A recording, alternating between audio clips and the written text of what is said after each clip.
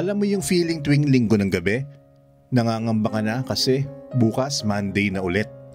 At parang walang katapusan ang trabaho mo sa 9 to 5. Yung tipong kahit gaano ka kasipag, parang may ceiling ang sahod mo.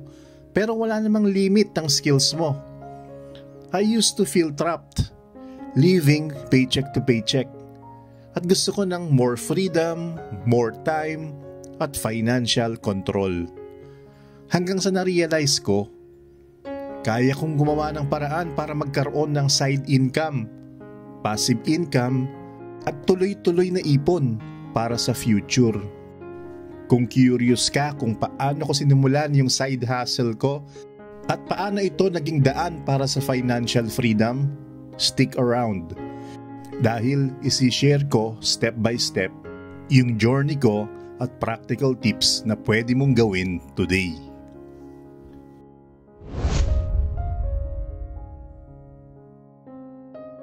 Pag pumapasok ka ng 9 to 5, madalas hindi mo namamalayan na parang nasa autopilot mode ka lang. Gising, trabaho, lunch break, tapos ulit na naman. Lagi kang on the grind. Pero ang feeling mo, parang wala kang progress beyond your paycheck. Ganyan talaga kapag 9 to 5 ka. Consistent ang income, pero limited ang growth. Sa umpisa iniisip mo, okay lang. At least may security. Pero habang tumatagal, napapansin mo na lagi kang stress sa bills, traffic, at deadlines. At kahit gaano ka kasipag, parang palaging kulang ang pera para sa gusto mo sa buhay mo. Yung worst part, parang pinagkakaitan ka ng time at freedom. Lahat ng araw mo nakatali sa office hours at yung oras para sa pamilya, hobbies o sarili mo, palaging naiirita. Madalas, nauuwi sa pagod lahat at walang energy para gumawa ng extra income o side project. Dito ko na-realize. Salary might pay your bills, but it will never pay your dreams. Wala sa sahod ang limit, kundi sa mindset at sa willingness mo to take control. Kaya dahan-dahan nagsimula akong magtanong sa sarili ko, ano ang gagawin ko para kumita ng mas malaki? Paano ko ma-achieve yung financial freedom na gusto ko kahit may 9 to 5 ako ngayon? Yan ang simula ng journey ko.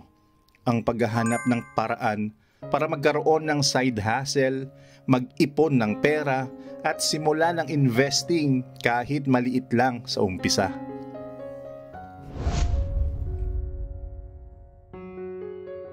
Pagkatapos ma-realize na trap ka sa 9 to 5, next step, maghanap ng side hustle idea. Pero hindi basta-basta idea lang. Kailangan may potential na kumita at mag-solve ng problema ng ibang tao. Tanong mo sa sarili mo, anong problema ng tao ang kaya kong solusyonan? Ano ang skills ko na pwede kong i-leverage? Pwede itong maging anything. Service, produkto, o digital content. Halimbawa, marunong ka sa social media, pwede kang mag-offer ng content creation o social media management. Mahilig ka mag-bake, pwede mo ibenta ang cakes or pastries online. Ang step 1, identify your profitable passion. Mahalagang passion plus market demand equals side hustle success. Kung hilig mo yung ginagawa mo, mas likely na magpupursige ka at makakayanan ng challenges. Pero wag rin puro passion lang, kailangan may market. Kasi kung wala, kahit maganda ang idea mo, hindi ka kikita. Step 2, validate your idea. Hindi ka pwedeng basta mag-launch ng produkto o serbisyo without testing. May ilang paraan para i-validate ito. Online market research. Check mo kung may ibang nag-o-offer na similar na produkto o serbisyo. Social media polls or surveys. Ask the audience kung interesado sila. Small pilot test. Simulan sa maliit na batch o beta users para makita kung may demand. Ang goal dito, Makita kung worth it ba ang idea mo bago ka mag-invest ng malaking oras at pera. Step 3. Leverage your skills and network. Huwag kalimutan na may mga assets ka na, skills, knowledge, at mga kakilala. Pwede mong gamitin ito para makapag-launch ng side hustle, mas mabilis at mas mura. Example, kung marunong ka sa graphics, pwede kang gumawa ng designs para sa kakilala mo na negosyo. Pwede rin mag-tap sa social network mo para sa first customers. Early supporters equals mahalaga sa momentum ng side hustle. Step 4. Keep it small and smart. Hindi kailangan malaki agad. Kahit maliit lang ang unang kita mo, ang key ay simulan mo ngayon at i-build step by step. Bawat maliit na effort mo ngayon ay makakatulong sa long-term growth mo. Step 5. Mindset shift. Mahalaga na ready ka mentally. Side hustle isn't magic. It needs patience, consistency, at smart planning. Huwag mong isipin na overnight success agad. Yung consistent na small steps ang magdadala sa iyo sa financial freedom at passive income.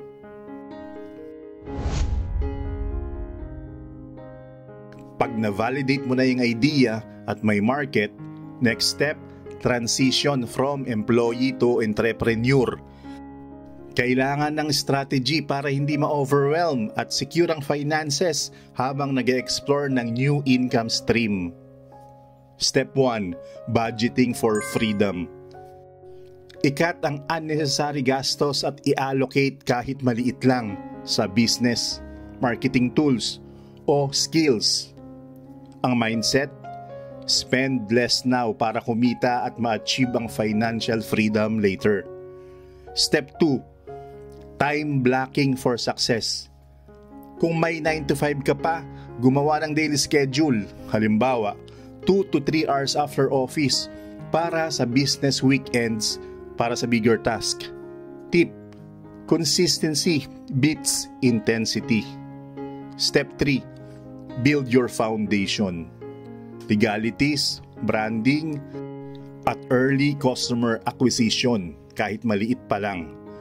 Simulan sa network, social media o local community. Early wins equals momentum. Step 4. Mindset shift. Adopt entrepreneurial mindset. Problems equals opportunities. Mistakes equals lessons. Focus on growth at long-term results. Kapag na-master mo itong foundation, mas smooth na yung next step. Scaling your side hustle into a full-time business. Kapag lumaki na yung side hustle mo at consistent na ang kita, kailangan mo itong scale smart para maging full-time at sustainable. Step 1, automate and delegate. Hindi mo kayang gawin lahat mag-isa. Gamitin ang automation tools para sa social media, invoicing o email.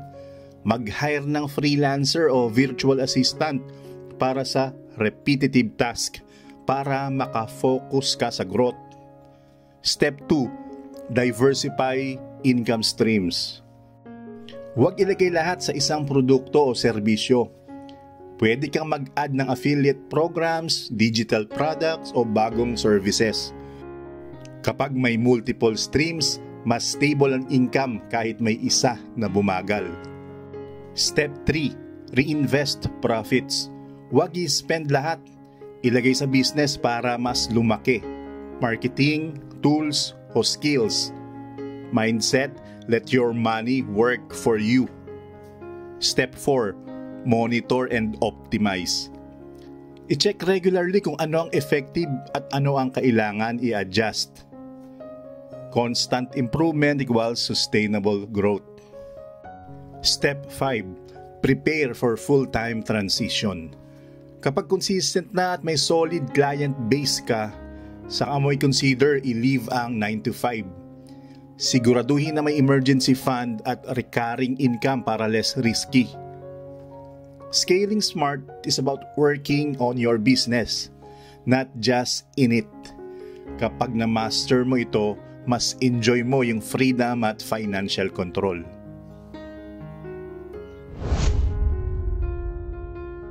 Pero hindi lahat tungkol sa pera. Kahit gaano ka pa ka-successful financially, may challenges sa pagiging entrepreneur. Burnout, stress, at unexpected obstacles. Ang importante, matutunan mong i-measure ang success beyond the bank account. Success isn't just about how much money you have. It's also about freedom, yung control mo sa oras mo at sa kung paano mo gagamitin ang oras mo. It's also about impact, yung influence mo sa ibang tao, sa community o sa customers mo. It's also about fulfillment, yung sense of achievement at purpose sa ginagawa mo. Sa journey ng entrepreneurship, may times na mahihirapan ka. Pero tandaan, mistakes and failures are part of learning.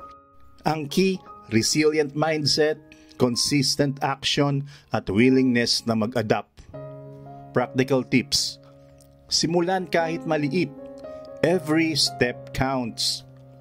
Focus sa problem solving para valued ang produkto o serbisyo mo. Be consistent at gradually makakamit mo rin yung financial freedom at passive income na inaasam mo.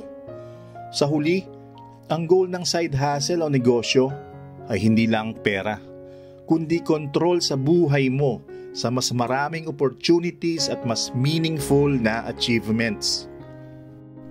Kung gusto mong magsimula ng side hustle at mag-level up financially, gawin mo na ito ngayon. Huwag hintayin bukas.